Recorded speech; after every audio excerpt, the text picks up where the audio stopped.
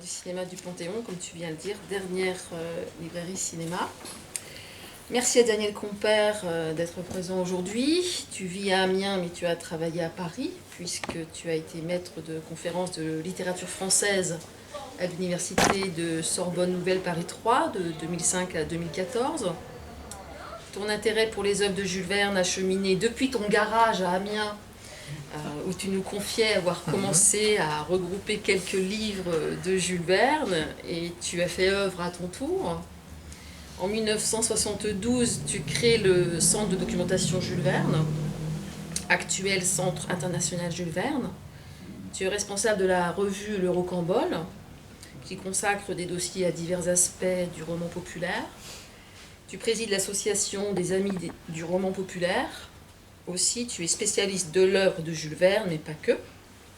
Tes travaux de recherche suivent 3 directions: l'approfondissement de l'étude Jules Verne, les études sur la littérature populaire, notamment les publications sur Alexandre Dumas, dont une étude sur les 3 mousquetaires. En hors champ, mais c'est aussi un clin d'œil avec notre lieu, librairie cinéma, tu t'es intéressé à Star Wars, la guerre des étoiles, Contes du futur pour le temps présent. On trouve une première version de cet article paru sous le titre Contes du futur pour temps présent, la guerre des étoiles, dans le dossier Contes et légendes à l'écran de la revue Cinémaction, numéro 116, paru en juin 2005. Je ne sais pas s'il est à la librairie, auquel cas peut-être on pourra se le procurer. Donc aussi, autre axe de recherche, les travaux sur Zola et le naturalisme. Tu participes d'ailleurs à la publication des œuvres complètes de Zola, sous la direction d'Henri Mitterrand, auteur critique et éditeur, notamment des Rougon-Macquart aux éditions Nouveau Monde. Mitterrand un seul air. Tu as dirigé la publication en 2007 du Dictionnaire du roman populaire. Alors, qu'est-ce que le roman populaire ? Je retiens la définition que tu en donnes lors d'une rencontre à Amiens en 2012 à la librairie Chapeau-Melon et Pile de Livres, autre librairie amie de notre livre. Le roman populaire n'est pas un genre, nous dis-tu, mais plutôt un domaine ou un champ littéraire apparu au XVIIIe siècle, au XIXe siècle, notamment avec l'apparition des feuilletons dans les journaux. Je revois ton étude publiée en 2004 sur les mystères de Paris d'Eugène Sue, prémisse des romans policiers noirs, point d'interrogation, qui selon toi serait le premier grand roman populaire. Les lecteurs sont mis en haleine et suivent les aventures de Rodolphe, prince déguisé en ouvrier pour protéger les faibles. Par extension, alors, les voyages extraordinaires ou histoires en série rejoindraient-elles ce champ littéraire? On connaît ta passion pour le héros Bob Moran de Henri Verne, autre homonyme. Il s'agit de l'écrivain belge Charles-Henri de Vives.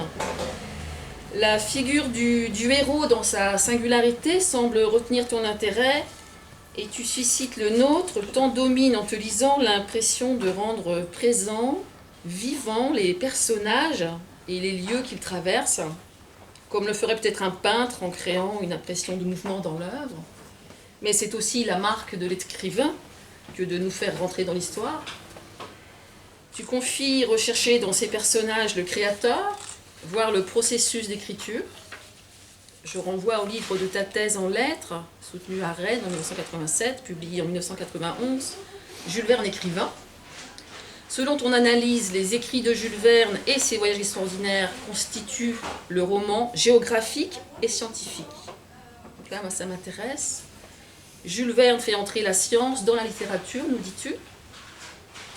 J'en viens à me demander si Jules Verne n'est pas une figure de la géopoétique, fondée par Kenneth White, autre champ pour lequel la psyché est innervée par la géographie.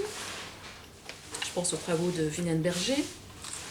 En lisant tes commentaires, on se rend bien compte combien le parcours emprunté par Jules Verne dans sa ville, les promenades répétées, le rituel, l'arpentage du territoire participent à l'expression de son imaginaire et à sa production intellectuelle. Notre projet d'écriture a consisté donc à remettre sur le métier ce texte « Une ville idéale », prononcé par Verne en 1875, en regard d'un dispositif urbain imaginé à Amiens, présenté à Shanghai. Ainsi, donc, la première partie de cette nouvelle édition propose une actualisation de Jules Verne par Tessoin, suivie d'un écrit à 4 mains, d'Amiens à Shanghai avec Jules Verne, où nous suivons Jules Verne dans sa promenade urbaine. Donc, nous aurons le plaisir de proposer une dédicace à la fin de cette séance. Et je vais te laisser la parole pour suivre Jules Verne dans cette ville idéale. Et on se retrouve après.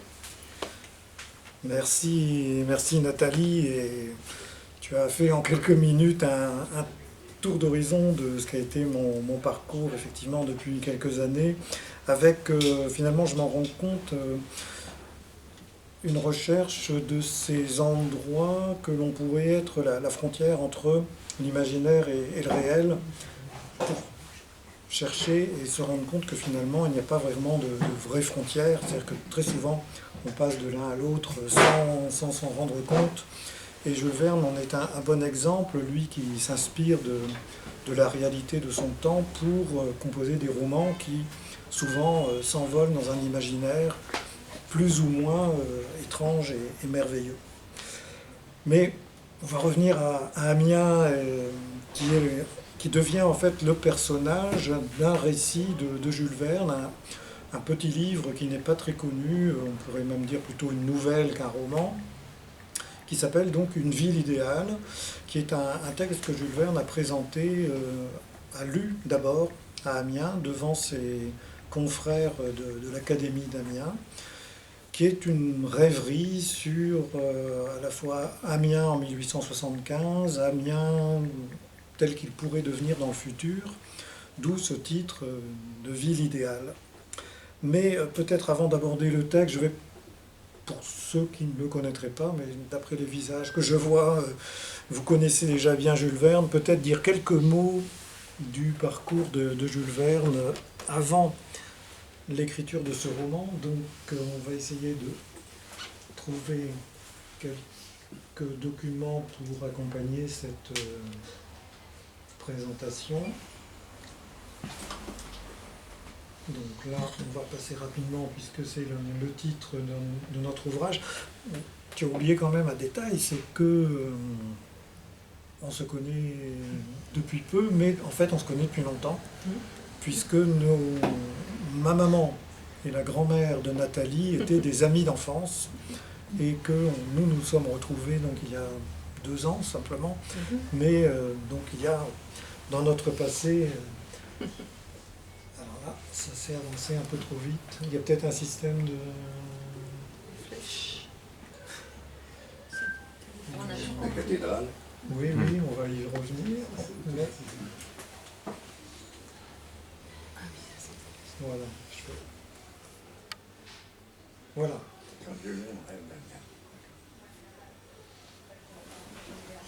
Donc, les circonstances qui vont amener Jules Verne à Amiens sont des circonstances assez banales. Il est né... Ah oui, ça avance tout seul. Ah, c'est en automatique. Il y a peut-être un règle... Oui, Il est né à Nantes. c'est ce qui me semblait.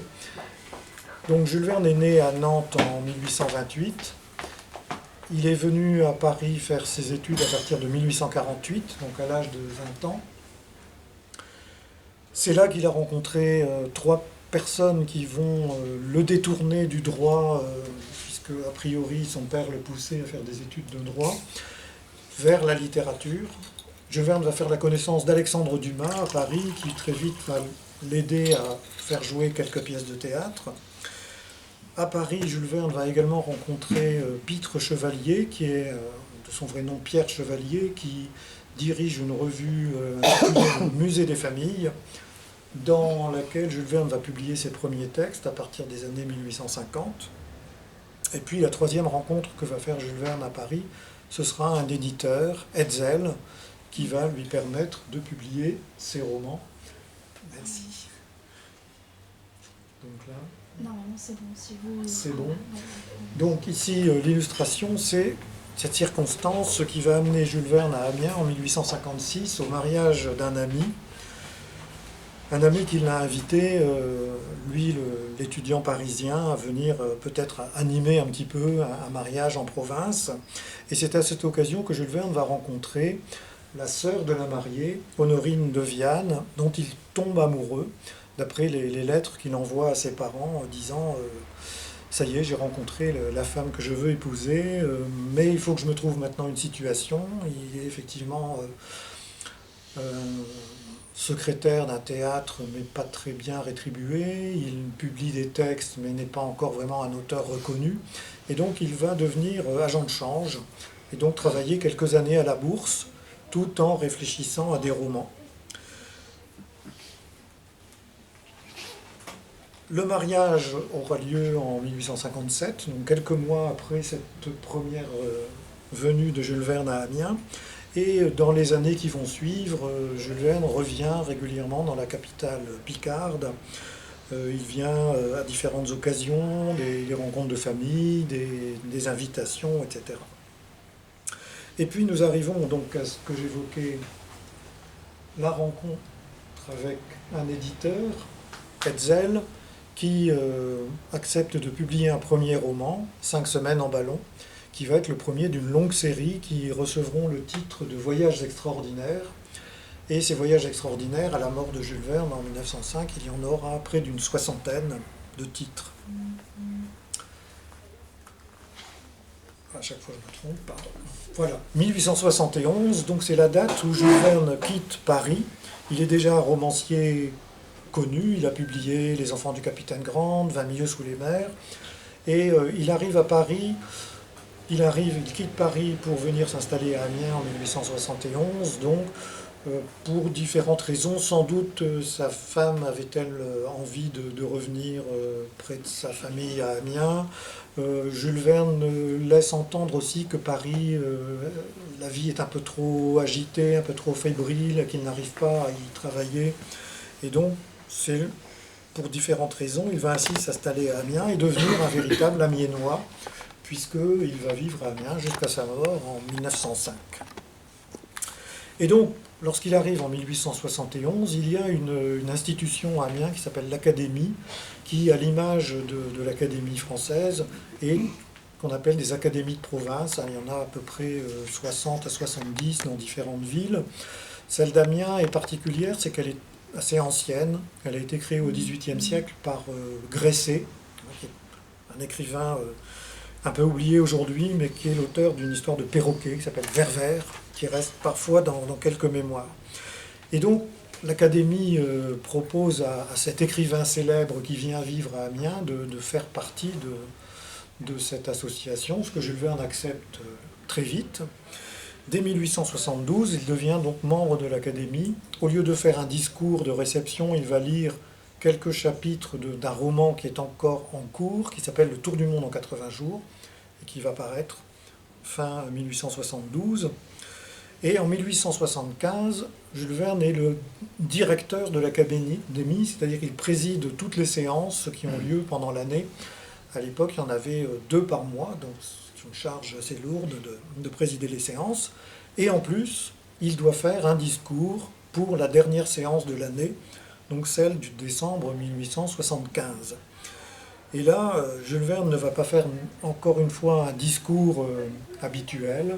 Il va présenter ce texte, Une ville idéale, qui sera donc lu d'abord devant l'Académie d'Amiens, publié le lendemain dans le journal d'Amiens, puis édité sous cette forme de petite plaquette par un imprimeur amiénois qui s'appelle Genet, et ensuite édité dans les mémoires de l'Académie d'Amiens, où ce texte va rester très longtemps, jusqu'à ce qu'on le ressorte et qu'on le réédite dans les années 1970. Donc il y aura eu presque 100 ans de demi-sommeil de cette histoire, mais que les connaisseurs de Jules Verne allaient chercher à bonne source, comme c'est souvent le cas. Alors c'est un texte qui a plusieurs origines. On peut, d'après ce que dit Jules Verne lui-même, y voir d'abord une sorte de contrepoint d'un discours qui a été prononcé quelques mois avant le sien, un discours de distribution des prix qui était une promenade dans l'Amiens d'autrefois. Et on peut s'imaginer que Jules Verne a eu l'idée de se dire « moi je vais proposer une promenade dans l'Amiens du futur ». Et puis Jules Verne avait aussi dans ses débuts littéraires, autour de 1862-63, composé un roman qui s'appelle Paris au XXe siècle. Un roman qui va être refusé par son éditeur, que Jules Verne va donc remettre dans ses tiroirs. Et là aussi, c'est un texte qui ne sera retrouvé qu'en 1994, donc 90 ans après la mort de l'auteur. Ce livre va paraître chez Hachette, Paris au XXe siècle, et ça va être une découverte pour beaucoup de lecteurs parce que c'est un roman véritablement d'anticipation où Jules Verne imagine la capitale, Paris, au XXe siècle, avec tout un certain nombre de transformations. Mais donc ce livre, ce roman, du temps de Jules Verne, va rester inédit, et on peut penser qu'il se souvient de certaines scènes, de certains passages de ce Paris au XXe siècle qu'il reprend dans Une ville idéale. Alors quelques mots qui vont nous ramener à notre tour dans le passé. Amiens, en 1875, est encore une petite ville qui est assez peu étendue, avec des rues assez étroites. En 1875, on n'a pas encore reconnu comme Paris des travaux d'osmanisation qui vont percer des grands axes, voire la construction de grands immeubles. C'est une ville encore enfermée dans d'anciennes fortifications, dont on devine d'ailleurs le tracé, ce qui va devenir des boulevards par la suite, lorsque les murailles seront détruites. Et puis la ville commence à s'étendre, en particulier vers le sud, mais c'est encore une extension dans ces années 1870 qui est très modeste. On compte 65 000 habitants à peu près à l'époque à Amiens, donc c'est encore une petite ville de province. Et on a par exemple une vue qui est extraite d'un album de deux dessinateurs, les frères Dutoit, qui ont pris un certain nombre des vues d'Amiens au début du XIXe siècle.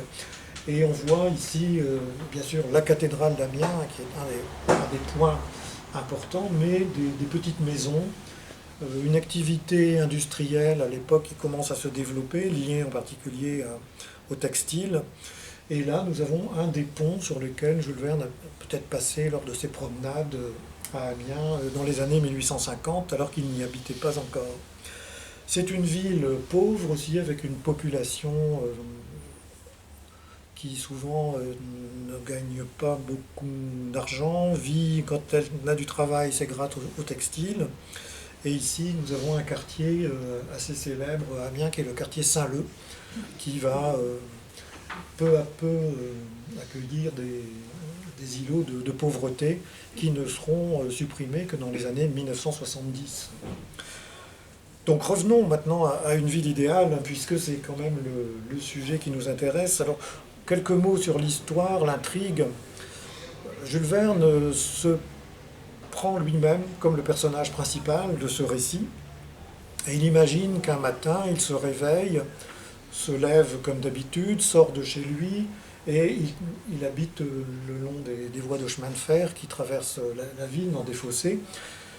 Il passe sur le pont, et là, brusquement, quelque chose commence à l'intriguer. Il s'aperçoit que la ville d'Amiens qu'il a connue la veille n'est plus celle qu'il découvre ce matin-là.